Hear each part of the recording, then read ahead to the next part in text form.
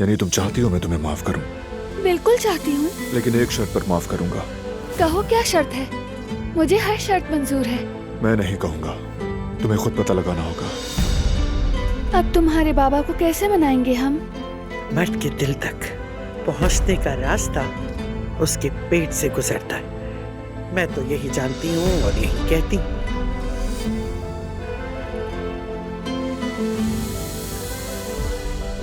खुश आमदीद। मैंने सोचा खाना साथ खाएंगे हम। कैसा लगा तुम्हें? खुश आमदीद आकिफ। बहुत शुक्रिया। जवाहिर के मामले में कोई पेशरफ्त हुई? लगता है उसकी लाश लहरों में कहीं बह गई है। जरूर किसी और साहिल पर निकल आएगी।